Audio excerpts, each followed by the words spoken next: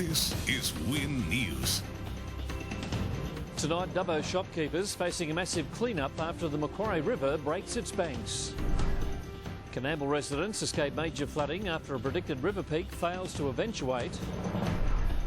And extra state government money for councils to repair water-damaged roads. Good evening, I'm Jeff Phillips. Shopkeepers in Dubbo's Macquarie Street have spent the day cleaning up the mud after the Macquarie River poured through underground car parks and into basement storage areas. Store owners are angry the latest crisis has come on top of a major traffic snarl triggered by the flooding that's also keeping customers away. For shop owners along the Macquarie Street shopping centre, the nearby river usually creates a park-like backdrop that attracts customers. That idea was turned on its head over the weekend as the swollen river broke its banks and flowed into underground car parks and basement storage area. This morning, many shops simply closed their doors. One end of a travelator still submerged. On top of last week's bridge closure, traffic chaos, for small business, it's the last straw. We've had flood damage for storage and everything, and of course people can't get out of places, so they're not coming into town. The whole thing, it's really damp in retail, and it's a real worry coming up to Christmas. As well as the heavy rain, locals know a significant slice of the extra flow has come after major releases from Burrendong Dam, now flowing at the rate of 120,000 megalitres a day. The Emergency Services Minister knows State Water doesn't have a choice but to make the extra releases. The situation in Dubbo, and in fact all communities downstream from dams, would be a lot worse if the water authorities were to allow the dams to get into a dangerous failure situation. And the idea there is to draw the dam down. It got up to around 150% of capacity, and we've brought it back to 148%, and we're trying to draw it down further. The best State Water can do is to keep everyone in touch. The extra releases will continue for days. When we are releasing from the dam, we've got to be considerate of people downstream, and through the Bureau of Meteorology and the SES, we're letting them know what we're doing, and they're advising us of what's happening at the downstream tributaries. The Minister keen to make it clear the state's dam walls are handling the extra flow safely. Certainly, as far as I'm aware, all dams that the state government runs are in good condition. Alan Reader, Win News. Hundreds of Coonamble residents evacuated from their homes are relieved they have avoided further turmoil. The evacuation happened last night as a precaution, but a feared flood peak failed to materialise.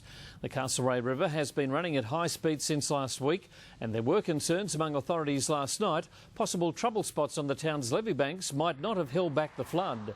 However, when the predicted peak arrived at Coonamble at 9 this morning, it was below expectations. The all clear was given at 12:30 and evacuated families have begun returning to their homes. Crop and stock losses due to the floods will run into the millions of dollars. State government assistance is available to landholders and councils for loss of infrastructure, but grain farmers will have to bear the burden of the loss of any crops. The substantial flooding saw the Emergency Services Minister Steve Wan in Orange at the weekend to declare 11 council areas natural disaster zones. Today more were added, bringing to 34 the number of declarations now in force across the state. Worst hit in our region are Dubbo, Coonamble and Eugowra. There are modest to major flood warnings for the Castlereagh, Macquarie, Bell and Lachlan rivers and the Mandagery Creek. The floods have been heartbreaking for farmers. We've seen an estimate already of up to $500 million value of the crop lost through this weather. And when farmers had in prospect such a good crop, that really has become as a very distressing thing after 10 years of drought. Industry and Investment wants to hear from farmers who have experienced stock losses or who need to relocate stock. As natural disaster assistance, there is also low interest loans available to farmers and small business, which can assist with repairs to infrastructure. It is something which we also have assistance available for people on low incomes who are with hardship, and that's available from the Department of Community Services. Mr Wan says crop losses are severe. The expected bumper harvest will be devalued by at least $500 million.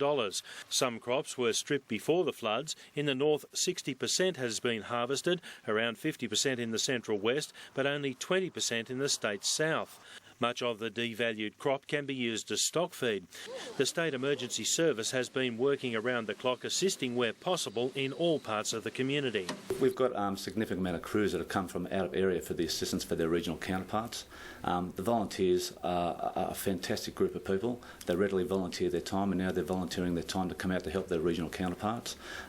It's great to see the collaborative arrangements between the SES from the urban areas and the regional areas. Minister Wan says natural disaster assistance is also available to councils to help replace and repair roads and other infrastructure. Peter Freestone, WIN News. The state's southwest is also feeling the impact of heavy rain and major flooding. Today, Premier Kristina Keneally toured the region for a first-hand look at the widespread devastation. Today, the New South Wales Premier Kristina Keneally and State Emergency Services Minister Steve Wan inspected parts of the flood-ravaged Riverina. Wagga, one of 6 shires in the state to be declared a natural disaster area. The natural disaster declaration ensures that assistance will be provided, and as the waters recede, we'll be in a better position to judge the impact. Emergency Services confident levees at North Wagga will hold, with waters now expected to peak below levels originally feared. At this stage, levee banks have only been seeping water. We're confident that it won't reach the full 10 metres at the moment. The Murrumbidgee River expected to reach around 9.7 metres at Wagga. Floodwaters have already cut off North Wagga. More than 70 people isolated. More than 700 residents evacuated in preparation for the rising levels. We issue an evacuation order to ensure people's safety. And many times we have to do that many hours before the peak arrives. Today, residents played a waiting game. Expecting it to be underwater soon, if not already. We spent all day Saturday trying to sandbag and protect the house as best we could. It's just a feeling that you've got no feeling, you just don't know what to do. You expect it to be safe, but deep down you know it's going to happen. The Premier taking time to talk with local SES workers as the Murrumbidgee River surges towards its expected peak. Onlookers have been out in force, taking in the Murrumbidgee at levels not seen in more than 30 years. Emergency services urging people to stay out of floodwaters and warning about the dangers of entering the water. Under the Natural Disaster Declaration, councils will receive funds to help with capital works and repairs. Damage bills expected to climb into the tens of millions. It will be obviously in the tens of millions of dollars, and some shires alone are making estimates of around $12 million at the moment. The worst of rising floodwaters may be yet to come. There is some difficult days to go and more rain predicted later in the week, so we have a job of keeping the communities prepared for that entire period of time. Preparations have already started for areas downstream of Wagga. Sarah Bonnell, WIN News.